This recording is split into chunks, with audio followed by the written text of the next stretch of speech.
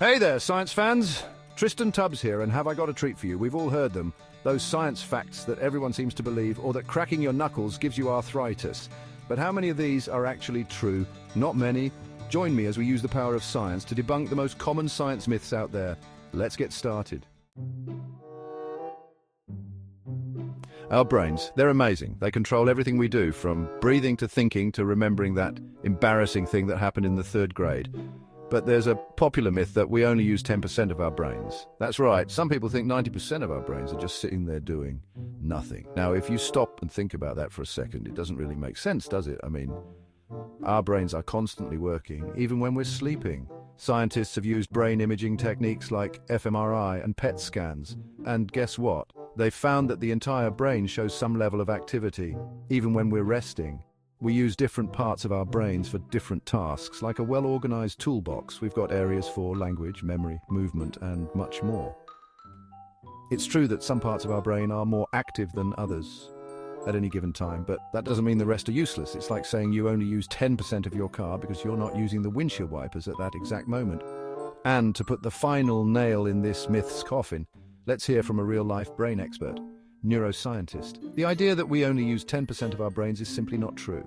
Brain imaging studies have consistently shown that the entire brain is active even during simple tasks.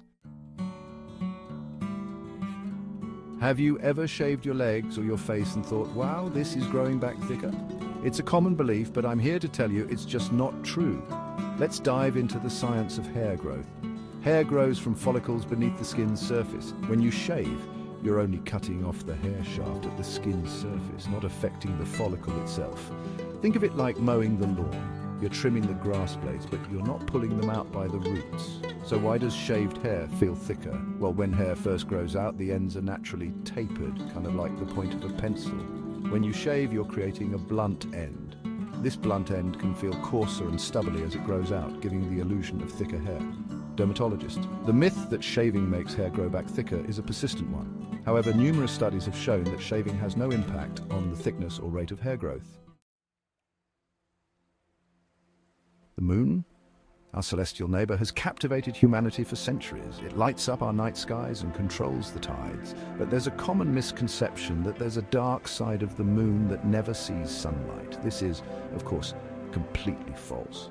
The truth is, both sides of the moon receive sunlight. The confusion arises because the moon is tidally locked to the Earth. That means it always shows us the same face as it orbits our planet. But while it's showing us its near side, the far side is being bathed in sunlight. Think of it like a dance. Imagine you and a partner are slowly spinning around while facing each other. You'll always see your partner's face, but the rest of the room will see their back as you spin. It's the same with the moon, astronomer. The term dark side of the moon is a bit of a misnomer. It's more accurate to call it the far side of the moon. And just like the near side, it experiences day and night cycles as it orbits the Earth.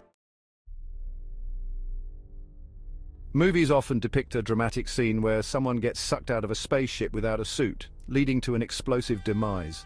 While the reality of being exposed to the vacuum of space is definitely dangerous, it's not as instantly explosive as Hollywood might have you believe. So what really happens? Well, the human body isn't designed to survive in the vacuum of space. Without the pressure of the Earth's atmosphere, liquids in your body would start to vaporize. This means your blood wouldn't boil, but it could form gas bubbles, which is still pretty bad. You'd also face a lack of oxygen, which would lead to unconsciousness within minutes. And let's not forget about the extreme temperatures of space, which can range from scorching hot to unimaginably cold. But exploding, not so much. Our bodies are surprisingly resilient, and our skin is tough enough to hold us together. Astrophysicist. While exposure to space is extremely dangerous, the human body won't explode. The real threats are lack of oxygen, pressure changes, and extreme temperatures. Lightning. It's a force of nature that both fascinates and frightens us. And it comes with its fair share of myths, like the idea that lightning never strikes the same place twice. Well, I'm here to tell you that's about as wrong as saying you can't burn popcorn twice in the same microwave. Lightning is all about electrical discharge. During a thunderstorm, the clouds build up a static charge, and when the charge becomes strong enough, it seeks a path to the ground, the path of least resistance. Tall objects like trees, buildings, and yes, even the same spot on the ground can become attractive targets for lightning. In fact, some places like the Empire State Building get struck by lightning dozens of times a year. It's all about location, location, location. Meteorologist. The saying lightning never strikes the same place twice is completely false. Lightning can and often does strike the same place multiple times, especially if it's a tall or prominent object. Prominent. Ah, the daddy longlegs, those spindly creatures that send shivers down the spines of many. You've probably heard the myth that they're the most venomous spiders in the world, but their fangs are too small to bite humans. Well, I'm here to tell you that's not entirely accurate. You see, daddy longlegs aren't even spiders. The term daddy longlegs is often used to refer to two different creatures, harvestmen and cellar spiders. Harvestmen are arachnids, but they're not spiders. They have one body section while spiders have two. And guess what? Harvestmen don't have venom glands at all. Cellar spiders, on the other hand, are actual spiders. But their venom is incredibly weak and poses no threat to humans. They're more likely to play dead than bite you, arachnologist. The myth about daddy longlegs being the most venomous spiders is simply untrue. While some are venomous, their venom is very weak and not harmful to humans. Ever heard that toilets flush in the opposite direction in the southern hemisphere because of the Coriolis effect? It's a fun idea, but it's not quite how it works. The Coriolis effect is real, but it's on a much larger scale than your bathroom. The Coriolis effect is caused by the Earth's rotation. It influences the movement of large-scale systems like winds and ocean currents. However, when it comes to something as small as a toilet bowl, the Coriolis effect is far too weak to have any noticeable impact. The direction your toilet flushes is determined by the design of the toilet bowl and the direction of the water jets. Physicist. The Coriolis effect is a fascinating phenomenon, but it's far too weak to influence the direction of water in a toilet bowl. That's determined by factors like the shape of the bowl and the angle of the jets. We've all seen it. A child hyped up on birthday cake and sugary drinks, bouncing off the walls. It's easy to blame the sugar, right? But the link between sugar and hyperactivity in children is more complicated than it seems. While sugar can provide a temporary burst of energy, numerous studies have shown that it doesn't actually cause hyperactivity. The perceived sugar rush is often due to a combination of factors, including the excitement of the situation, like a birthday party, and the expectations of parents.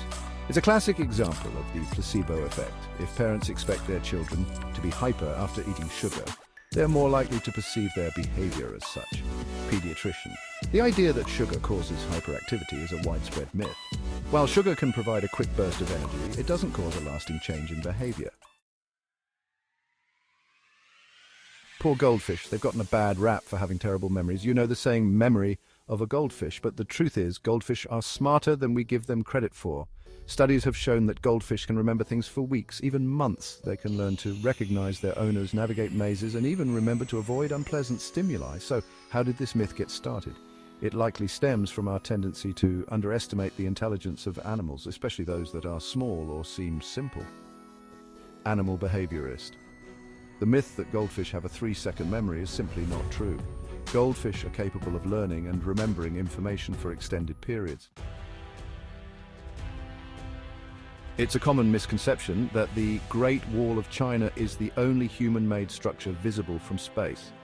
While it's true that the Great Wall is incredibly long, it's not as easily visible from space as you might think. From orbit, the Great Wall is relatively narrow and blends in with the surrounding landscape.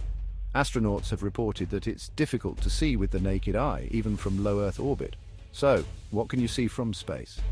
Large cities are visible at night due to their lights, and major roadways and bridges can be seen during the day, but the Great Wall, not so much. Space scientist. The myth that the Great Wall of China is visible from space with the naked eye is persistent but untrue. While impressive, it's difficult to distinguish from its surroundings from orbit.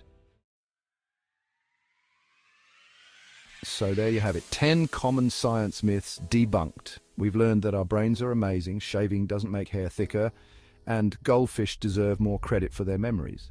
The most important thing is to always be curious and question what you hear. And hey, if you enjoyed this myth-busting adventure, be sure to give this video a thumbs up, subscribe to my channel for more science fun, and leave a comment below with other science myths you'd like me to tackle. Until next time, stay curious.